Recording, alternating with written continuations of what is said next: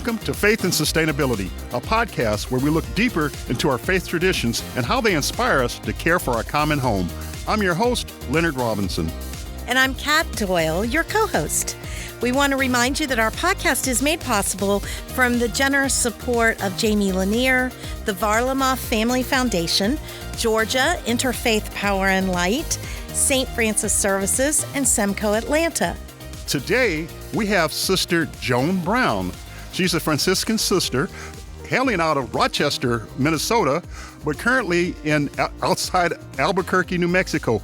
Welcome to Faith and Sustainability, Sister Brown. It is so wonderful to be with you, and I'm so excited that you have this podcast series. It's a very creative and great idea. Why don't you tell us a little bit about yourself and a little bit about your background? You know, I think there's still the dirt of Kansas under my toenails. I come from a farm that my family still farms on in rural Kansas, the Blue Stem grass area. So it's farming and ranching. And that's my background, and that's who I am and still am.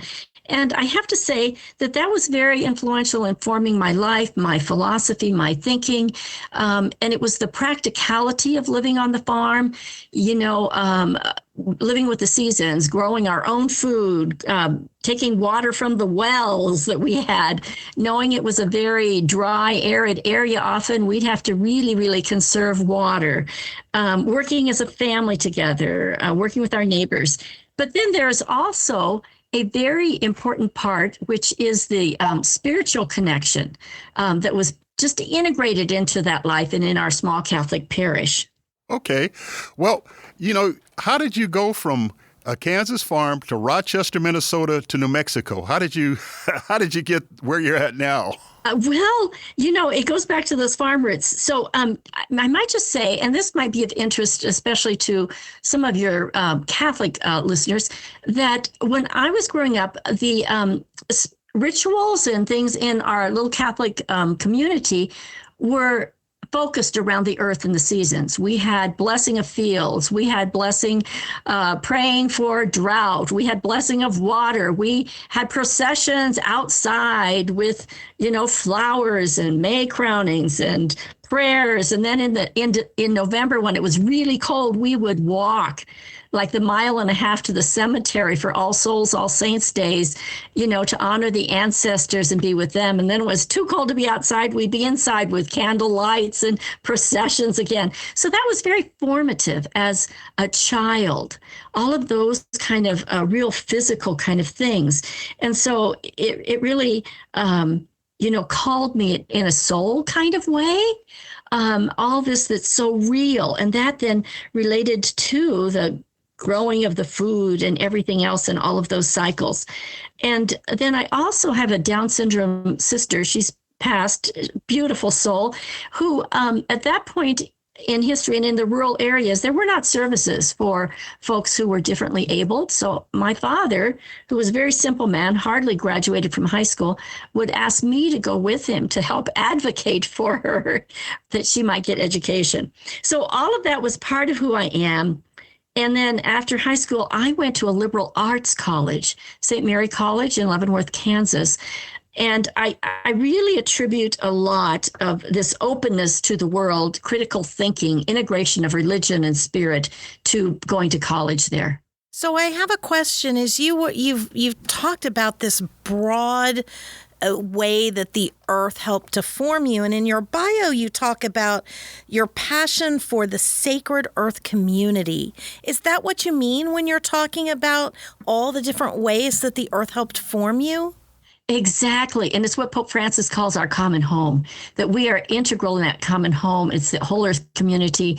So like when I was a little girl, my first memory, and when I'm working with people in educational settings, I often ask them, what's your first memory when you knew the earth was sacred, that God was present, the Holy was present there? And it's just amazing the answers you get. And it leads to, I think, a deep action and deeper spiritual place. But for me, we did not have an indoor bathroom. And as a small child, I'd have to go outside. And at night, this one night, I remember I'm standing out there, this tiny little girl, and the sky is amazing. The stars are incredible, vast. And somehow I knew in my little soul that that was all holy. It was large, yet very intimate, and I was part of that. So nothing is separated. And coming to know that, with the chickens, with the trees, with the crawdads, with everything that is, and that is the Sacred Earth community. I don't think that there are too many of our listeners that can connect the dots of having no indoor facilities with the vastness of creation, but somehow you've not only done it, but managed to make it a sacred connection. So interesting, but sacred connection. Can you tell us a little bit as you've been going through this now, as you began to develop that faith and the part faith played in this love of earth and love of our common home? Yes. So, I was there as a child, and I think some of that's the child's concepts, and then growing. And when I went to college, it was even expanded because the college I went to was very liberal arts. And it was at a time when Bede Griffith, who was Catholic and a monk, but he was bringing Eastern spirituality into the consciousness of people. And at my college, where we were, there was this place outside Kansas City called Shantavanam, or the Forest of Peace, that was just starting. And so there was this integration then of this meditation, of the earth, of the classes I was taking, philosophy, religion, and writing. So I studied deeply in my literature major, poets and literature, which goes into a deeper place. So all of that just continued to grow and led me to even deeper relationships with like Francis and Claire and Thomas Berry and Teilhard de Chardin and Ilia Delio and all those folks. So great reading list for us. I think it's interesting that you talked about, from a social justice standpoint, the differently abled and your sister, but you also have done a lot of nonprofit work. And as I said in our opening, that Georgia Interfaith Power and Light is one of our sponsors, and you have been very involved for a long time in New Mexico Interfaith Power and Light. Can you tell us a little bit about that nonprofit work? Yeah. And so that started early on after I was a sister with the Franciscan sisters based in Rochester, Minnesota. And I've always worked in the West, basically, in Southern Colorado and in New Mexico and even in Las Vegas for a little bit. But about 20 years ago, after I finished graduate school studying with Brian Swim and a number of those folks in cosmology, religion, philosophy, I came to Albuquerque. And I knew a lot of people here in New Mexico from my previous work on the border in housing and straw bale housing. So there was this passion that faith communities were not addressing climate change. And if anybody needed to be part of that, it needed to be spiritual traditions, religious traditions. So with that, eventually, I was with a little group of people and invited to start New Mexico Interfaith Power and Light. And so we worked collaboratively together and with contacts. And then I became the first director and the founding director of IPL here in New Mexico. And I'm just passing the torch on to a younger person with that. But I'm still working on oil and gas and community solidarity work in the Southeast New Mexico at this point with all of that. So it's been a great journey working with lots of faith communities. Well, speaking of Interfaith Power and Light, what is the role of faith in environmental stewardship, in sustainability, people, planet, prosperity? What role do you see for faith-based organizations like the Catholic Church? I feel it is essential. And that's why I helped, start Interfaith Power and Light. And before then, I was working on contract with the Catholic Archdiocese here with a wonderful woman in social justice, the director of that office. And she said to me, I want you to help with this climate change, because if the Catholic Church is not engaged in climate change, they are missing their call entirely, and there will not be a future. So that was a pretty large call. So here it's involved a lot of, education projects on solar energy efficiency, and we work a lot on oil and gas issues, because New Mexico is the second largest oil and gas producer, fossil fuels, and the Permian Basin, where a big part of our state oil is coming from, is the largest oil and gas field in the world. You are central to a lot of what some may consider controversial work in that area. So I want to talk about the fact that, so you're a nun, you're a sister, and sisters oftentimes are seen as these groups of people that move mountains. Tell us a little bit, not only about how you as a nun have brought about change, but what about even how your order has been involved in this work? Right. And I'm so grateful to my community because they sort of let me go and they say, yes, this needs to be done, do it. But, my community has been very supportive. I've gone to several UN climate COP meetings that they supported me to do in the past, including the one in Paris, and which was very instrumental, very important. In my community, we've done solar, we have, permeable pavers, we've Energy Star, all of that stuff. And as a Catholic sister, Franciscan in particular, it not only opens some doors with persistence, because I can be persistent and I just keep, sort of like scripture says, knocking on the door, the widow knocking on the door. And how can you turn that person away after a while? Well, that's what a lot of this work is. It's just continually knocking on the door. And so that happens. But also it is a role for healing, because in our state, we have a number of indigenous communities, folks, and the Franciscans and other communities were very much part of colonization. And so from the very beginning of my working here in the state, I have been confronted upfront by people saying, you're the problem also. And so I've said yes. And so, and try to address that, seeing that whatever I do, underneath all of it is a deeper spiritual place and a place of healing, and healing that has to happen with the ministry. So it's interesting. I thought that as you were talking about this, my next question was going to be, have you been involved in some controversial areas? Well, obviously you have. But what about that healing? Can you give us some other examples, especially around the environment, where healing is necessary in order for us as a people of faith to move forward? Yeah, and it happens in all kinds of ways. Thomas Berry has said, and what the question of his life was, and he was a Passionist priest, was, what does it mean to be a human being in this moment? And so that's been the question, is the question. And it means living this work and into this work in a very spiritual place. So our state has many sacrifice zones. In fact, some people would say the whole state is a sacrifice zone. We have legacy issues from nuclear mining of uranium with our Navajo and Acoma and Laguna people. We have the whole nuclear weapons industry. We have the waste in our state. Then we have all the oil and gas and all of that. So we need to look at those as ways of the human, we have gotten on a path where we don't know who we are. And I think it's because we are not rooted in our foundational spirit place, soul place, our religious traditions. So in our work, we integrate, prayer, reflection, contemplation, invitations into that in ways. So for instance, in the Permian Basin, we started what is called an immersion retreat experience, where we take people from other places in New Mexico, but also other places, to the Permian, and to just talk to local communities, hear about the health problems, to go into the field to see the oil and gas areas. But we don't just do that. We also do reflection. And like when we go in and talk to people, we will have prayers.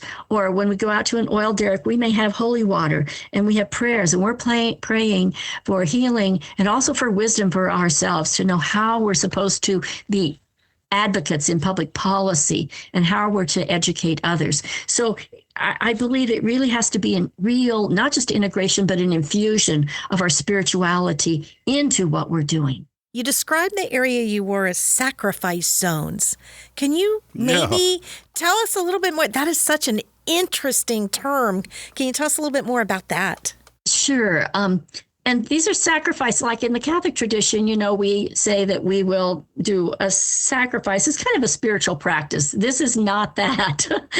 This is people's communities, earths that were utilized with nuclear and uranium, for instance. It was quite common knowledge that they were using New Mexico for the security of the entire country. And that still is the case. So that's sacrificing this place, this area with nuclear concerns, waste, et cetera, or the oil and gas. And so it's just taking a place, a community, and a people and extracting not just whatever the natural resource is, but the health of communities, the long-term future of communities, even the soul or the minds of communities even. So for, quote, a greater good, instead of seeing all as connected, interconnected, and one, and that if we're doing that, ultimately we're not helping anyone. We're just causing greater problems. A little bit of a spin on the term for the common good, maybe not so much. Right. The common good would be probably the opposite of sacrifice. So, yeah. Exactly. Yeah. Exactly. You know, the word climate change is a very polarizing word. How do you deal with the pushback that you get on people that have problems with the word climate change or with the term climate change or with, the issue of climate change? And that's a really important question. And I think we're living in a moment now when it's even more important in some ways. So it's listening to communities and people and what are their concerns. So like in our state, water is a big concern. Air quality is a big concern. So you talk about those concerns. And if we're talking about that and talking about the health of communities and caring for the sacred, which is everyone and everything, addressing those concerns is addressing climate change because it requires looking at the fossil fuel industry, for instance. It's not doing due diligence with retrofitting and addressing methane pollution. We have methane rules here in this state, for instance. Or water, and what are we using our water for? Is it overdevelopment? Is it too much fracking? Are we polluting it?